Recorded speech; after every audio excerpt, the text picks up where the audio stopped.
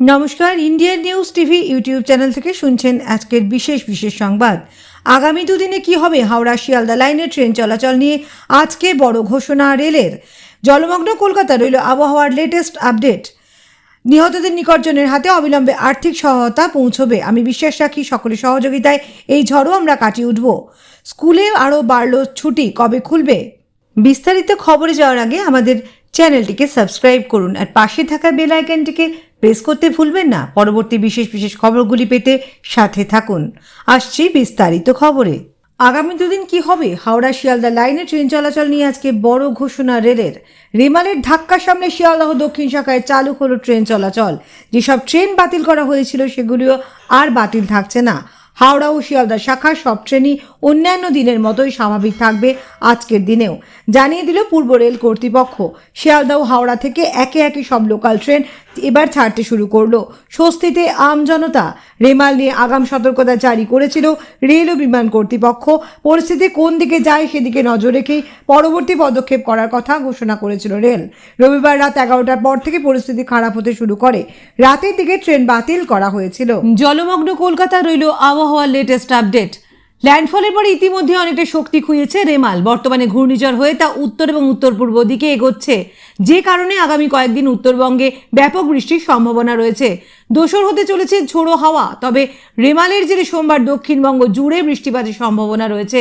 নদিয়া এবং মুর্শিদাবাদে ভারী থেকে অতি ভারী বৃষ্টিপাত হতে পারে, যে কারণে জারি করা হয়েছে লাল সতর্কতা। আলিপুর আবহাওয়া দপ্তরের অধিকর্তা হাবিবুর রহমান বিশ্বাস জানিয়েছেন, আজ ভোর 4:30 নাগাদ পশ্চিমবঙ্গের উপকূল সংলগ্ন বাংলাদেশের স্থলভাগে অবস্থিত ছিল রেমাল। ক্যানিং থেকে 65 কিলোমিটার পূর্বে এর অবস্থান ছিল। তিনি জানিয়েছেন, এই ঘূর্ণিঝড় এবার ক্রমে উত্তর এবং উত্তর পূর্ব দিকে এগিয়ে যাবে। এর জেরে কলকাতা, হলদিয়া, দমদমে অতি ভারী বৃষ্টিপাত হয়েছে। রেমালের জেরে এদিন সকালে দীঘার সমুদ্র বেশ উত্তাল ছিল। আজ বেলা গড়ানোর সঙ্গে সঙ্গে রেমালের কারণে রেণুকা মণ্ডল নামে একজনের মৃত্যুর খবর সামনে এসেছে।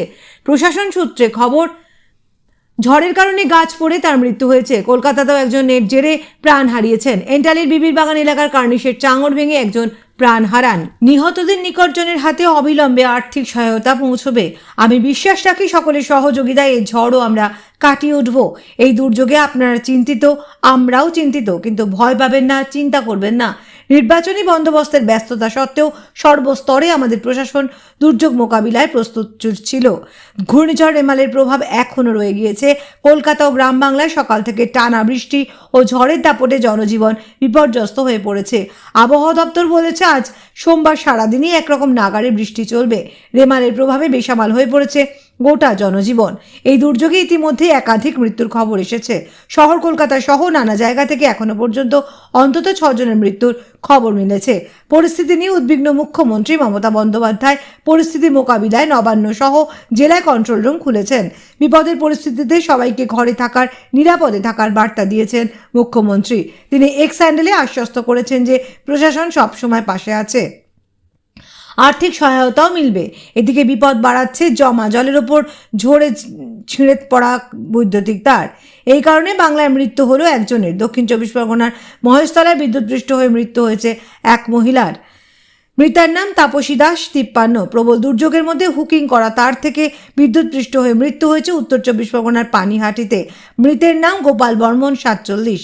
পূর্ব বর্ধমানের মেমারির বাসিন্দা ফোরে সিং ও তরুণ সিং বিদ্যুৎপৃষ্ট হয়ে মারা গিয়েছেন। সম্পর্কে তারা বাবা ছেলে। মৌসুমী দ্বীপে 80 বছরের বৃদ্ধা রেণুকা মণ্ডলের মৃত্যু হয়েছে।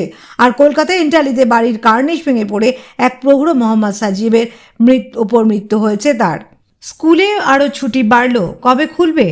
পশ্চিমবঙ্গে সরকারি ও সরকার পোষিত স্কুলে ছুটি আরও বাড়ল। আগামী 9 জুন পর্যন্ত স্কুল ছুটি থাকবে। তারপর আগামী 10 জুন থেকে স্কুল খুলবে। যদি খাতায় কলমে 3রা জুন থেকেই স্কুল খুলে যাচ্ছে। সেদিন থেকে শিক্ষকদের স্কুলে যেতে হবে। পঠন পাঠন শুরু হবে 10 জুন থেকে, অর্থাৎ 10 জুন থেকে পড়ুয়াদের স্কুলে যেতে হবে।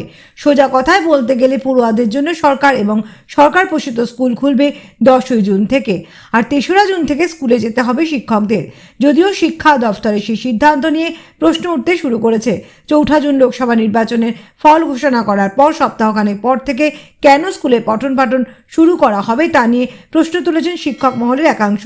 তাদের বক্তব্য, বক্তব্য, অহেতুক এতদিন ছুটি দেওয়া হলো, ভোটের ফল ঘোষণার পরে স্কুল খুলে দেওয়া যেতে পারত। সোমবার শিক্ষা দপ্তরের নির্দেশিকায় জানানো হয়েছে যে 4 জুন ভোট গণনা হয়ে গেলেও রাজ্যের সরকারি এবং সরকার পোষিত স্কুলে কেন্দ্রীয় বাহিনীর জওয়ানরা থাকছেন। সেই পরিস্থিতিতে স্কুলগুলিকে স্বাভাবিক ছন্দে ফিরে আনতে কিছুটা সময় লাগবে। সেজন্য 10 জুন স্কুলগুলিতে পঠন পাঠন শুরু করা হবে। সেদিন থেকে পড়ুয়াদের স্কুলে আসতে হবে বলে জানিয়েছেন রাজ্য সরকার। এবার 22 এপ্রিল থেকে পশ্চিমবঙ্গের সরকার এবং সরকার পোষিত স্কুলে গরমের ছুটি পড়েছিল। অত্যধিক গরম এবং তাপপ্রবাহের জেরে এই সিদ্ধান্ত নিয়েছিল রাজ্য সরকার। তারপর থেকে স্কুল খোলেনি। ভোট পড়ে যাওয়ায় আরও বেড়ে যায় ছুটি। অবশেষে সব কিছু মিটিয়ে 10 জুন স্কুল খুলবে পশ্চিমবঙ্গে। অর্থাৎ 2.5 মাস ছুটি থাকলো পশ্চিমবঙ্গে সরকারি ও সরকার পোষিত স্কুলে।